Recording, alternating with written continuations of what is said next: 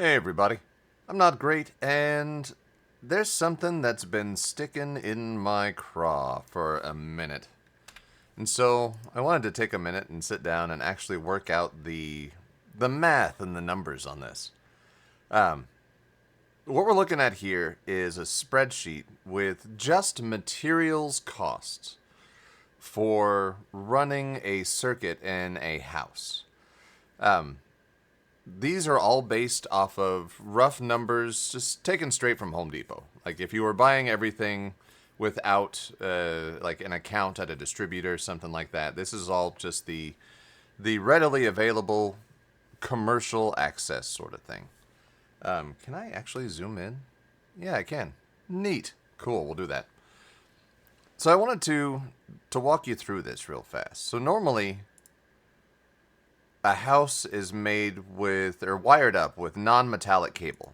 So it goes from the panel to cables that are run throughout your house, and then it terminates in a junction box, and we call that a residential junction box.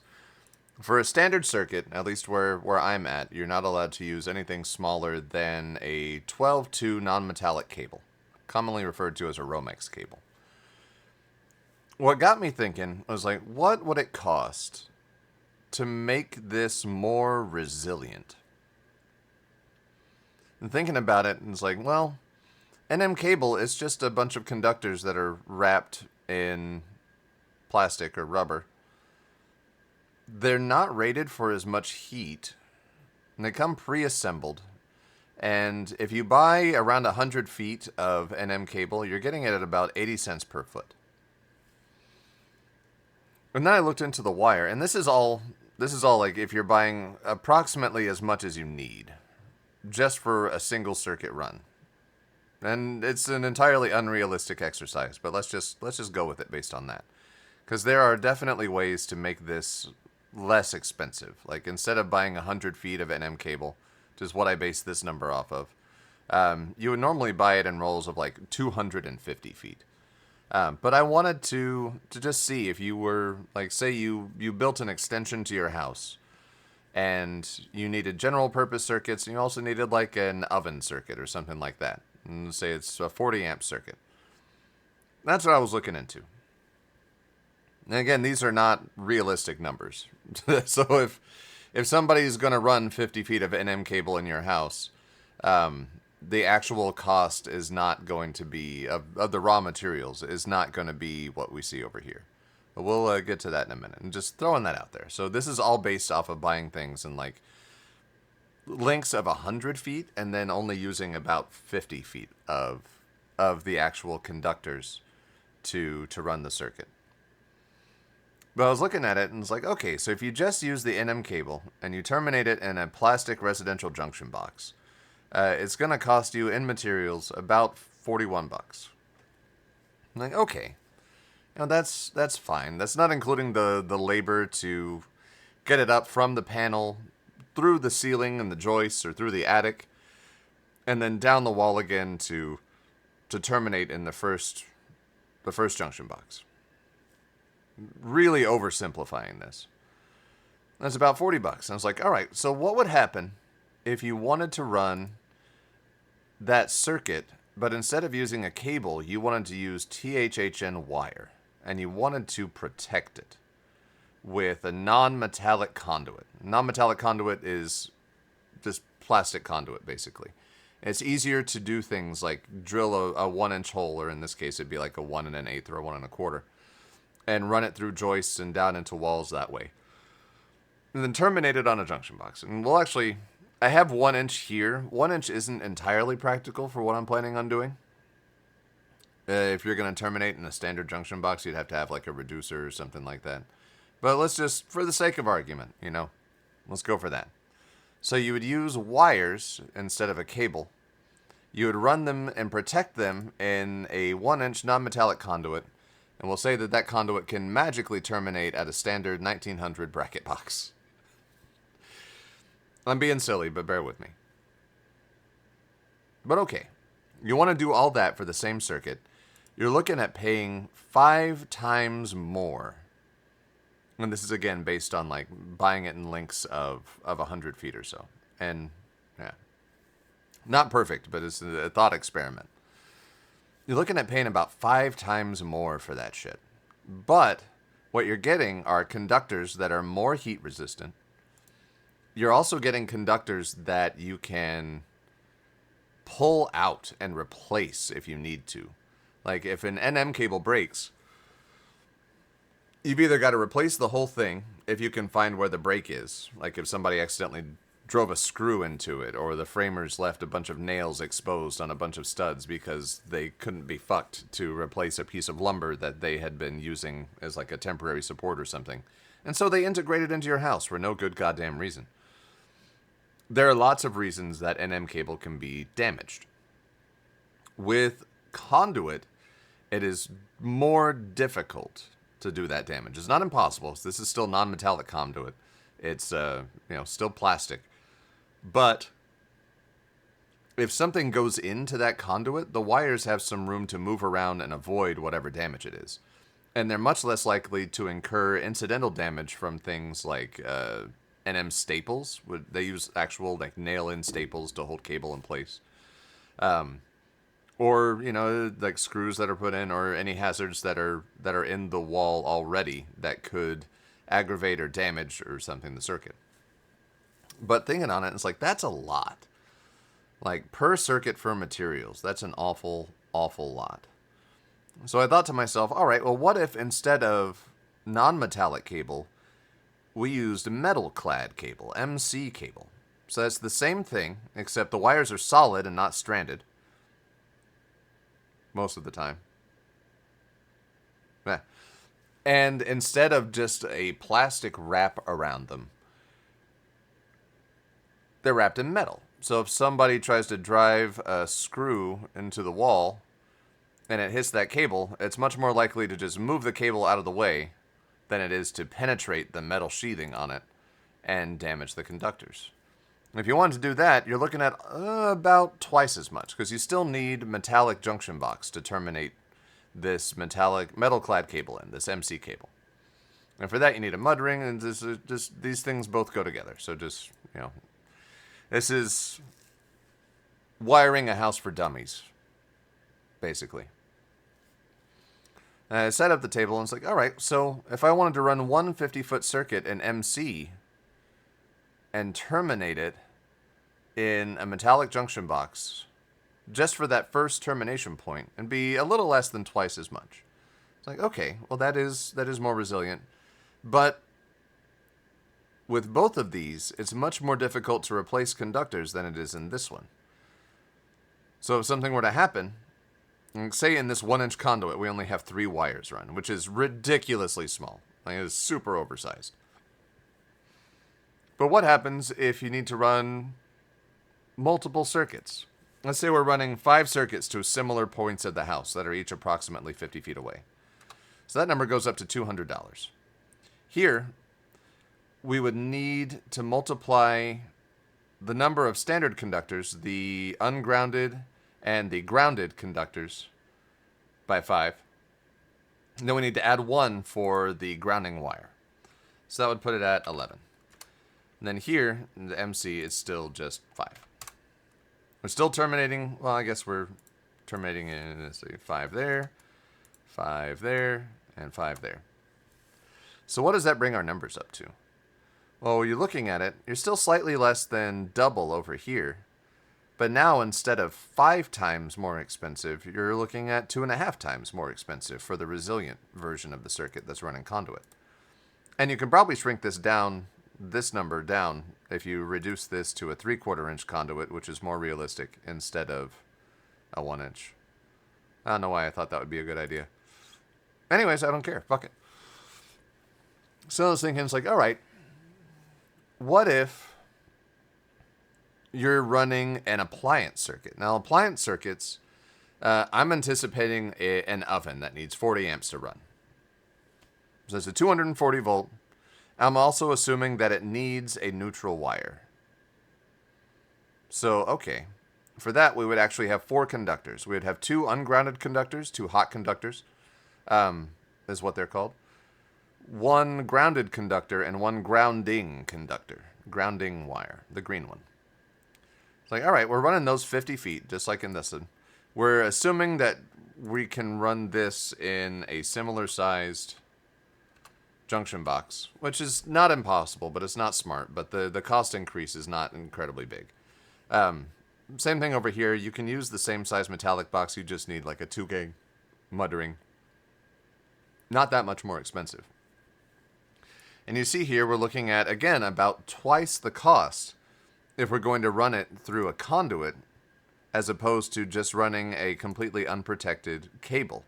But you'll notice this is pricing for an 8.3 NM cable, non-metallic cable. For non-metallic cable, the wires inside are actually rated for much less heat than if they were standalone standard wire. THHN is kind of the standard wire that most people run for things when they're running wires. This THHN can handle more heat because the insulation on it is different from the wires that are in this non-metallic cable. So we can actually use smaller wires to accomplish the same thing.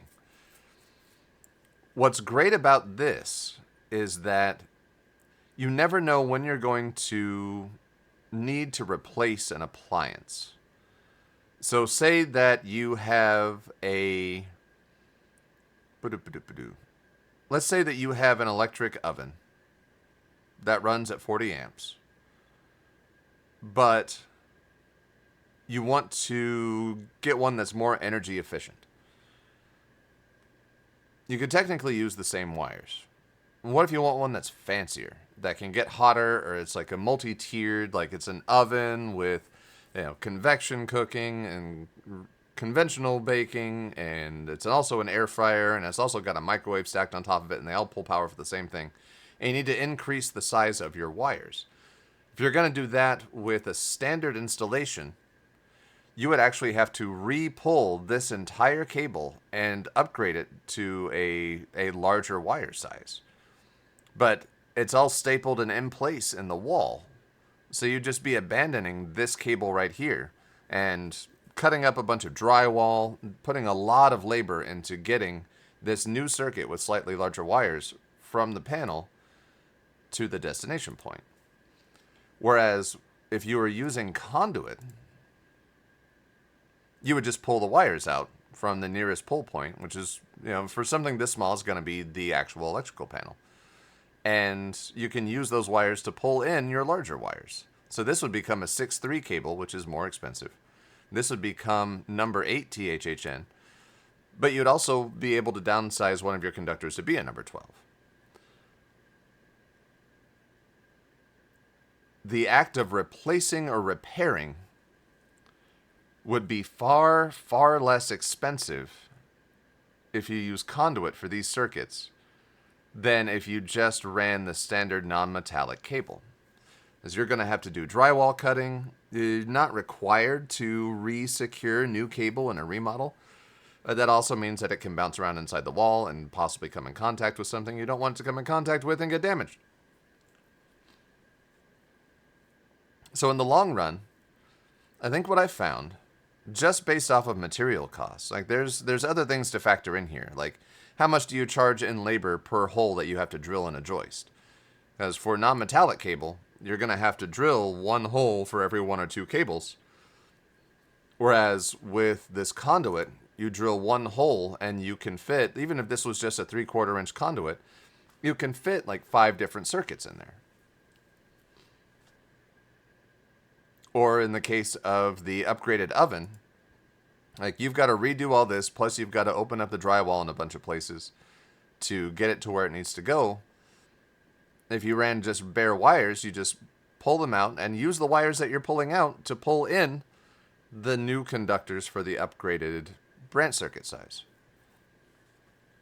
So I think what I've found is that it is not terribly cost effective to use this method for general purpose circuits.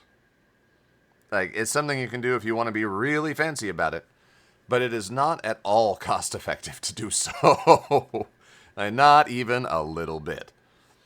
It's something that you would genuinely be splurging on. However, if you were to do it with MC as opposed to non-metallic cable, I think you wouldn't necessarily call it splurging. You would just be calling it, this is to make my cable more resilient. You have better solid conductors. They have more protection.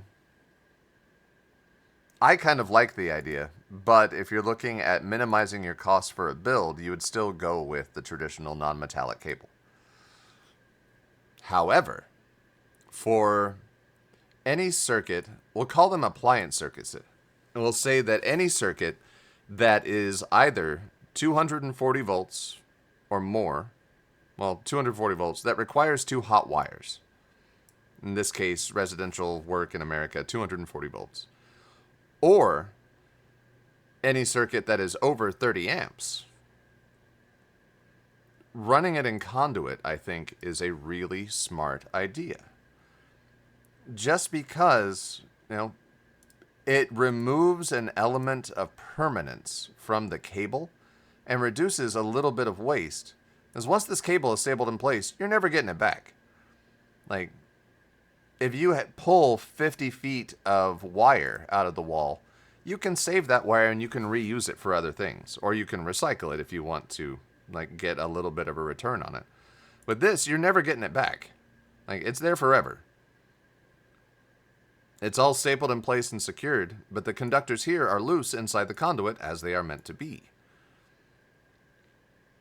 So I think what I've found is that for any appliance circuit, we'll say any dedicated appliance circuit, that is either 240 volts or 30 amps or larger, it's a really good idea to do it in a conduit. And you can actually save even more money if it's possible to run this in a metallic conduit, or like I said, shrink the size of the conduit because you don't need the 1 inch. Even for this, you don't need the 1 inch. You could do this in a 3/4 inch, super easy.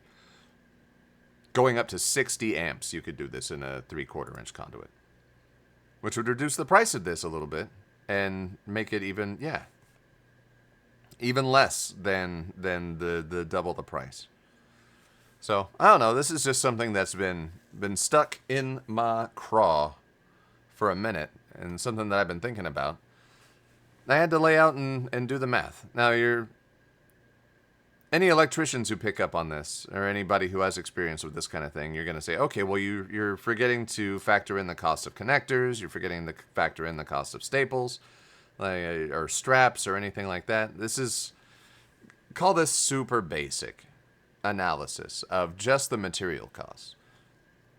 If you're running 5 circuits with NM cable, you're drilling several holes to pass that through the supporting members and the framing of a house.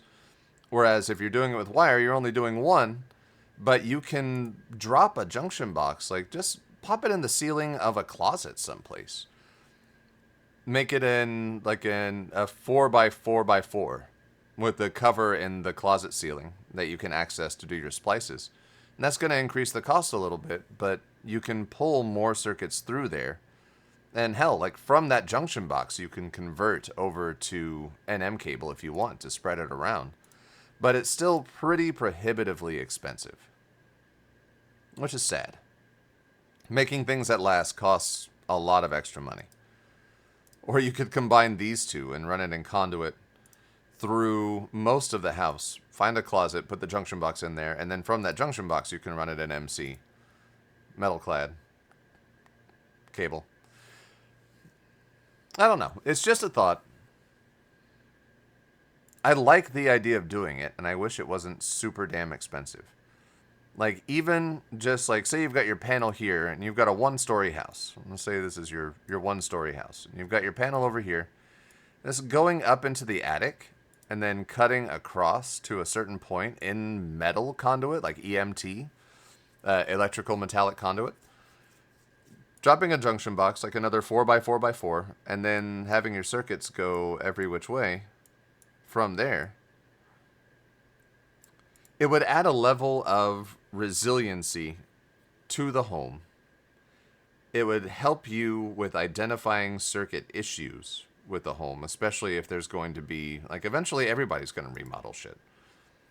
Things will have to be redone and rebuilt, assuming that the house survives as long as houses are wont to survive.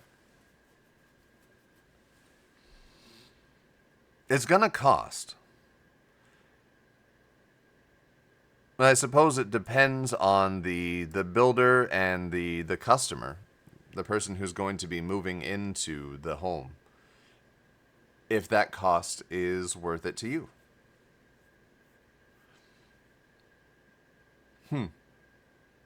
Oh well.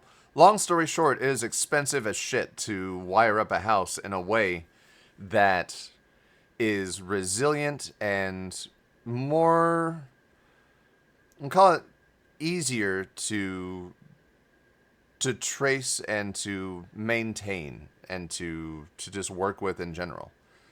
Like, let's say you're going to add a circuit to a house, right? You want to not even add a circuit. Let's say that you want to add a receptacle to a room, right? So you've got your room right here. You've got receptacles here, here, here, and here. And you want to add one like right over here in a corner or something. Like, normally you would have to go up the wall and then over to the new location and then drop back down. It eats up a lot of cable, but if you have in the space above the room or in a nearby, let's say you have attic access, right? If you have that and you have a junction box above the room where everything is already kind of coming out of, you can just add one more thing and just go straight and then down the wall. It makes it a little bit easier to add things on, but also if you're going to be building a house, it's like, well, why aren't you adding those things in the first place? So it kind of makes it a moot point to a degree. And I call it wishful thinking.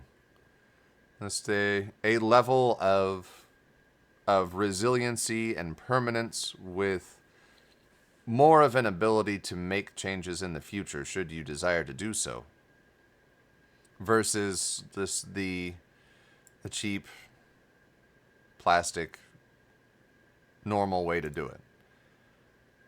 It's like, buying a $20 pair of shoes that are gonna probably last you for a little while versus like buying a $50 pair of shoes that could last you, 5 or 6 or 7 times as long as the $20 pair of shoes.